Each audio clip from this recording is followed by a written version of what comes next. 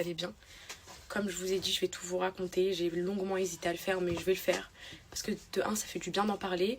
Et de deux, il faut que tout le monde le sache. Parce que je peux pas vous le cacher éternellement. Je peux pas garder ça pour moi éternellement parce que c'est invivable. Les filles, je tenais juste à vous dire juste avant, si je suis émue un petit peu dans ma story, c'est normal parce que je vais tout faire pour pas pleurer parce que j'ai vraiment envie d'être claire et directe sur ce que je vais vous dire. Mais s'il y a des moments précis, par exemple l'émotion me monte ou quoi, je couperai le snap et je reprendrai, ok? Donc, ce que je vous... Bon, les filles, c'est important pour moi d'en parler parce qu'à travers mon expérience, je vais vous faire passer un message à toutes, vraiment. Donc du coup, les filles, tout a commencé il y a quelques temps. J'ai commencé à subir des critiques sur les réseaux sociaux, chose qui est totalement normale quand on est exposé, je le conçois. On peut me critiquer sur tout. On m'a critiqué sur mon physique, on m'a critiqué sur ma manière d'éduquer ma fille. Ça, c'est des choses qui font plus mal pour une maman. L'éducation de l'enfant, surtout quand tu donnes tout et tout. Mais ça, on se dit, c'est pas grave. On peut être la meilleure maman du monde, on sera toujours critiqué. Donc, on m'a critiqué sur ma manière d'éduquer ma fille, on m'a critiqué sur ma famille, on m'a critiqué sur plein de choses. Et vous avez bien vu les photos de Céana, les montages, etc. Tout ça, j'ai accumulé. Ma fille sur Vinted, j'ai accumulé plein de choses. Puis, il y a environ un mois, là, j'ai qualifié ça d'acharnement. C'est devenu un acharnement, les filles. Un très grave acharnement. Là, on est rentré dans de l'acharnement psychologique, mental. Je vous disais, les filles, là, c'est devenu très, très grave. Là, tout a commencé, je vous explique. Tout a commencé où? Au début, c'était de la critique. J'ai pris la critique, ok, mes poupettes, elles m'envoient tout, elles me disent tout. Ok, ça fait mal, ça blesse, mais vas-y, passe. C'est pas grave. Alan, il était là, c'est pas grave, ma chérie. Même si tu prends tout à cœur, tu dois passer au-dessus. Tu dois ignorer, tu dois faire semblant, voilà. Moi, chaque jour, ça fait 3 semaines que je fais semblant sur Snap, devant vous, que tout va bien, mais mes poupettes, les vraies qui me suivent, elles savent qu'au fond, ça va pas. Mais j'essaye de garder la face pour pas leur montrer que vous êtes en train de me bouffer, de me détruire, mais je vous le montrerai pas. Je vais rester poupette et peut-être que ça va s'arrêter. Mais non, plus tu veux rester toi-même, plus elles empirent. Et là, elles sont rentrées dans des choses très très graves. Qu'est-ce qu'elles ont fait, les filles? Vous voyez, là, je suis en train de vous snapper. Bah, prenez des captures d'écran de ma tête en pleine action, en plein placement, en plein truc, et elles les mettaient en photo de profil. Je vais vous montrer.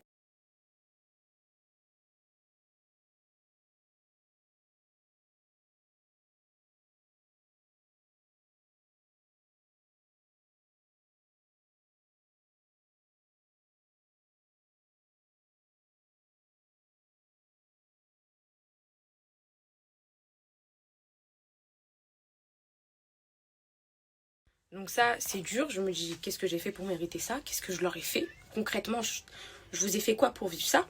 Mais vas-y, je mets encore ça sur le fait que je sois sur les réseaux. Jusqu'à ce que, là, on s'en prenne à mon mari, on s'en prenne à ma famille, ma belle famille, toute ma famille en fait. Et donc, elles ont commencé avec Alan.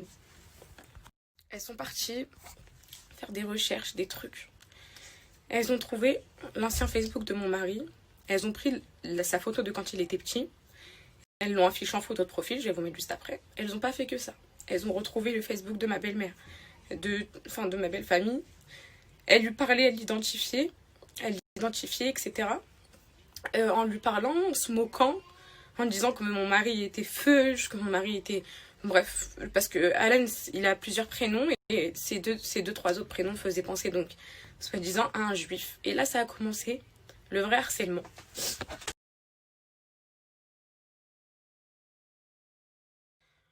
Jusque-là, tout ce que je vous dis, c'est que ça se passe sur un réseau social.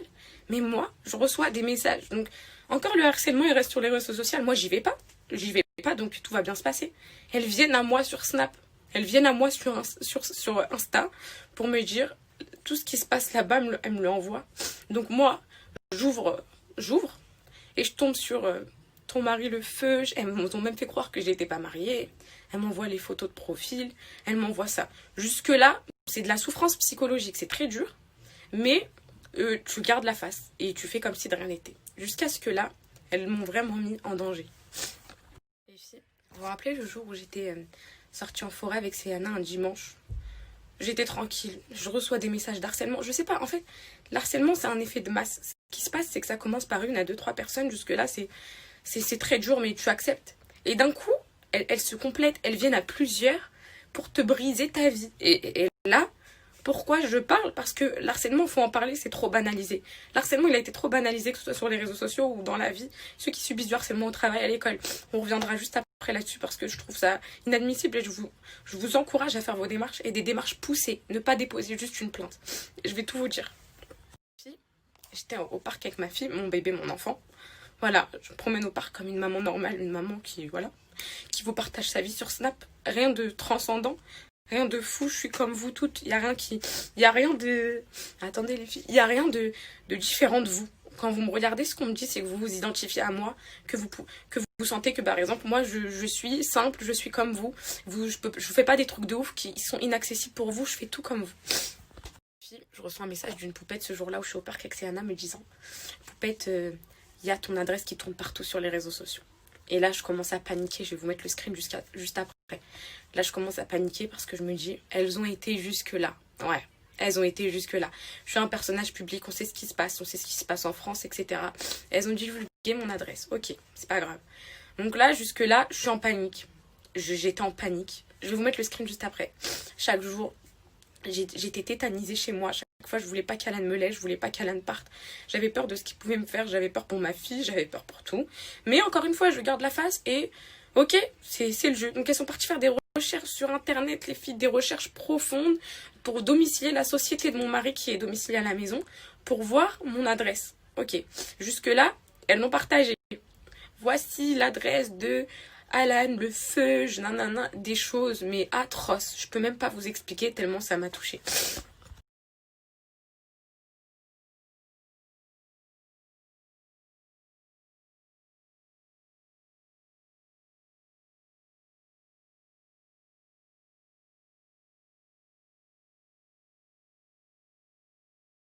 Tout ça, les filles, j'encaisse. Je prends sur moi, j'encaisse, j'avale, j'encaisse. Et les méchancetés tous les jours. Mais le pire, c'est qu'elles restent pas dans leur bêtise. Elles viennent te voir pour te mettre mal. T'es heureuse, tu passes un moment en famille. Tu reçois un message sur Snap à tout hasard et ça te bouffe, ça rentre en toi, ça te ronge. Tu manges plus, tu vis plus, t'es là, tu stresses, t'as la boule au ventre, t'as peur de snapper, tu te dis je vais snapper ça. Ça peut être des éléments pour elle, t'as peur, tu n'es plus toi-même. Tu n'es plus toi-même, tu es là, tu vis dans la peur, tu as peur. Et là, je me promène sur Insta, je réponds à mes poupettes. Je reçois un message d'un vrai compte. Je vais vous mettre le screen juste après. Et là, ça y est, là, j'ai pété les plombs. Là, j'ai dit, ça y est, stop, ça peut plus durer. Je reçois un message qui me dit le cambriolage sauvage approche. Bref, en gros, on me dit que des personnes mal intentionnées ont divulgué ton adresse. Ce n'est pas une blague. Vous voyez le message qui fait tellement... Le message qui fait flipper, le message qui tu te dis t'es même plus en sécurité chez toi. Tu vas partir en vacances et après, tu sais même pas ce qui peut arriver chez toi. Il y a mon intimité chez moi, il y a la chambre de ma fille et tout. Et là, j'ai dit, là, c'est grave. Là, ça peut plus durer. Là, ils sont en train de me rentrer dans mon cerveau, ils sont en train de me bouffer, ils rentrent dans ma tête.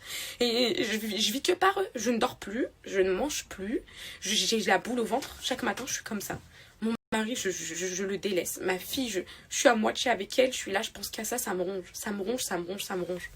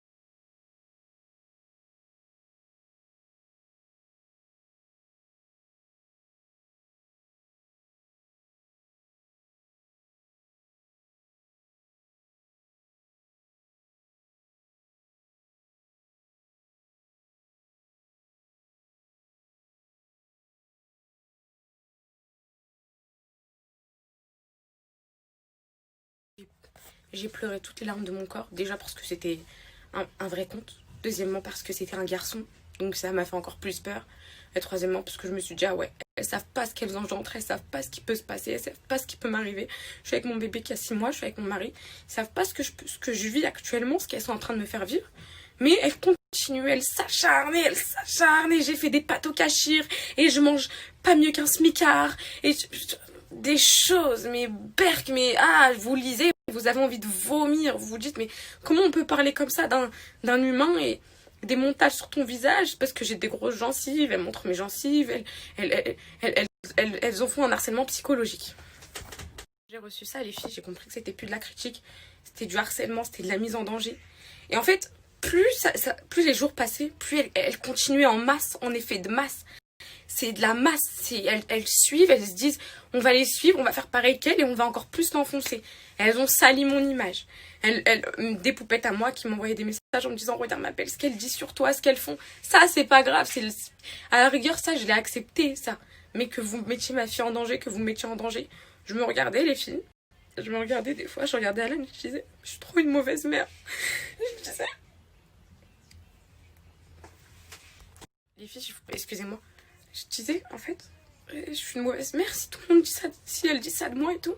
Mon mari me disait, mais non, qu'est-ce que tu racontes, ma chérie, t'es une bonne maman et tout.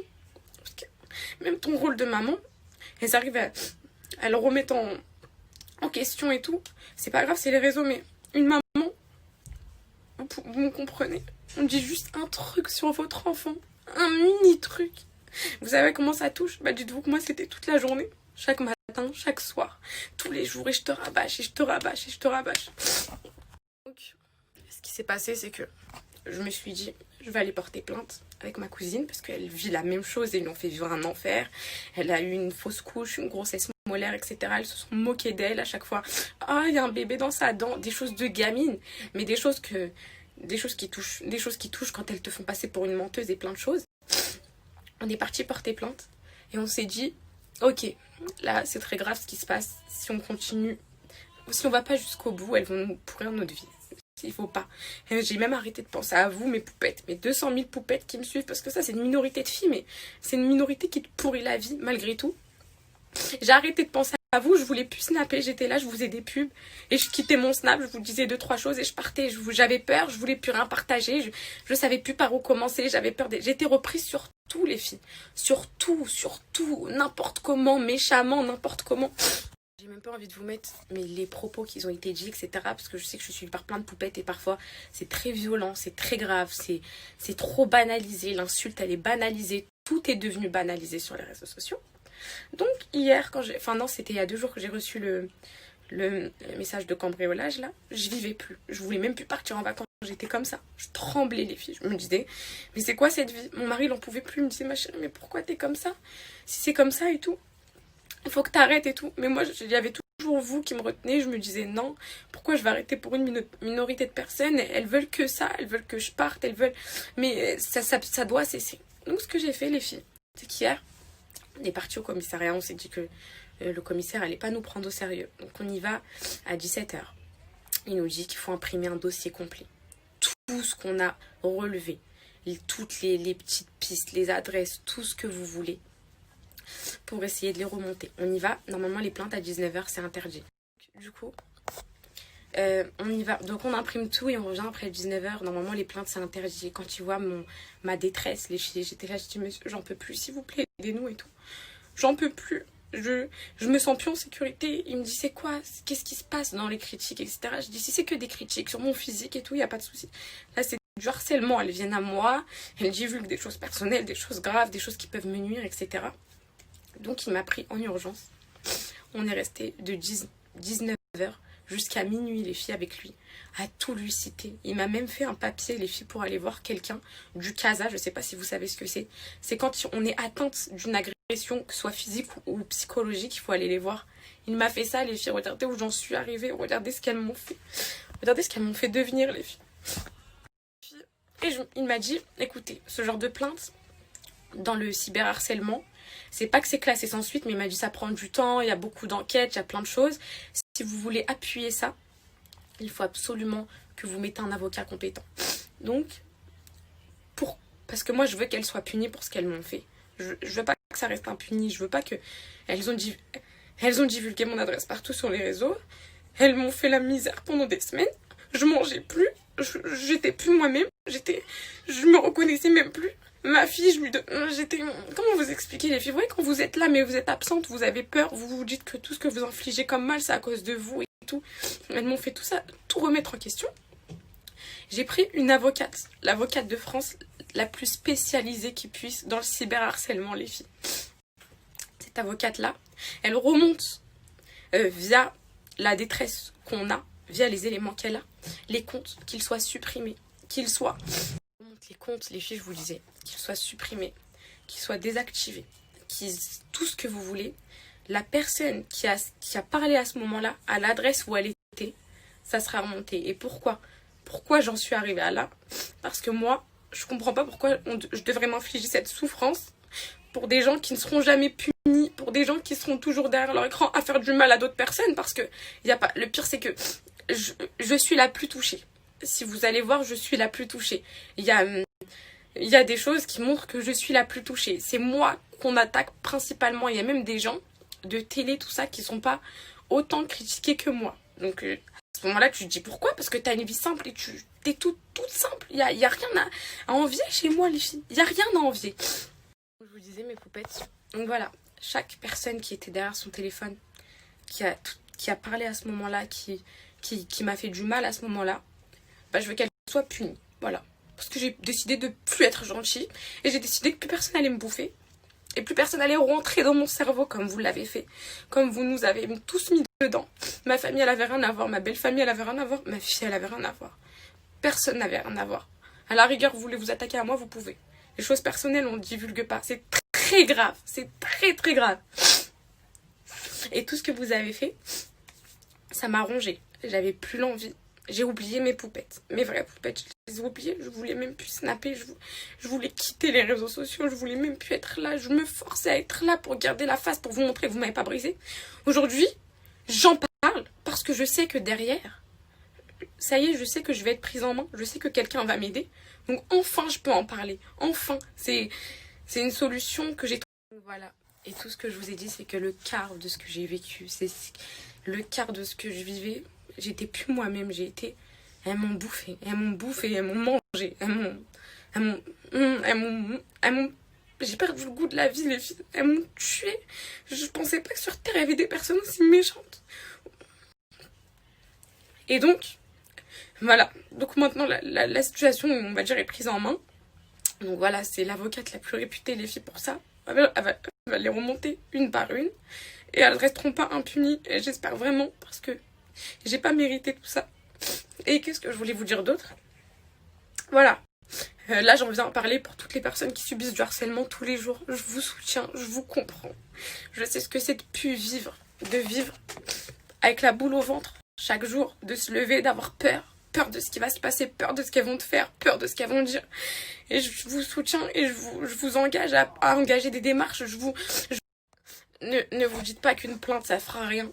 Engagé à la suite, vous avez des droits en France, vous pouvez être défendu pour ces choses-là, vous pouvez être aidé, personne ne vous laisse seul, que ce soit même pas que le cyber, que ce soit le cyberharcèlement, que ce soit même dehors dans la rue, au travail, chez vous, c'est une souffrance psychologique, on n'en vit plus, j'étais plus moi-même. Il n'y a pas un jour où je pleurais pas les filles, il n'y a pas un jour où je menaçais pas de partir, il n'y a pas un jour où je regardais pas mon mari en pleurant et en lui disant mon mari, je suis malheureuse. Et quand je voyais Alan qui souffrait de mon mal-être, ma fille... Voilà, je voulais m'excuser si j'ai pas été présente avec vous ce dernier mois, si je partageais plus rien. Même quand je partageais des recettes, les filles, vous vous rappelez les pâtes aux crevettes, elles ont zoomé mon assiette de pâtes. Et elles ont retrouvé une petite pâte de crevettes et elles en ont fait tout un plat. C'était des choses comme ça. Mes pâtes au cachir, elles disaient que je mangeais pas mieux qu'un smicard, ou elle dénigrait les gens en disant que manger des pâtes au cachir, quelle honte en fait. Elle me faisait même moi croire que j'étais une cinglée, les filles. Elles sont rentrées dans mon cerveau, elles sont rentrées dans mon crâne, elles sont rentrées en moi, elles m'ont bouffé. Donc voilà, je laisserai pas ça impuni. Voilà, j'ai pris les choses en main. Et j'encourage vraiment toutes ces personnes qui sont victimes. J'ai envie de vous mettre une adresse mail, que vous me racontez vos témoignages. Parce qu'en parler, ça fait tellement de bien. Ça nous libère. libère de quelque chose. Et je pense que tout le monde doit en parler. On doit pas rester avec ça qui nous ronge. Moi, aujourd'hui, j'en parle devant 200 000 personnes et ça me fait du bien. Ça me fait vraiment du bien. Merci. Ces derniers temps, les filles, je faisais semblant. Je faisais semblant que tout allait bien. Mes poupettes qui me connaissent et qui me suivent depuis savent que j'allais pas bien. Elles me le disaient, je le voyais. Je me forçais, si vous saviez comme je me forçais à prendre mon snap. Et je me disais, pourquoi je le prends alors qu'elles sont en train de me bouffer. Et voilà, et j'étais plus moi-même. Et là maintenant que je sais que il va y avoir une suite, que je suis pas seule, que je suis pas laissée à l'abandon, bah je vais reprendre ma vie, je veux plus en parler, je veux guérir les filles, j'ai plus envie d'y penser, j'ai envie d'avoir une vie normale. Et c'est tout. Et puis bah, je vous remercie d'avoir été là pour moi. Je vois les messages qui viennent en masse. Il y en a plein. Je vous remercie énormément, monsieur. Si je pourrais pas tous vous lire. J'apporte vraiment mon soutien à toutes celles qui sont victimes de harcèlement tous les jours. Celles et ceux et qui sont rongés par ça. Je vous souhaite tout mon courage parce que vous êtes très forts. Parce que moi, ça m'a bouffé.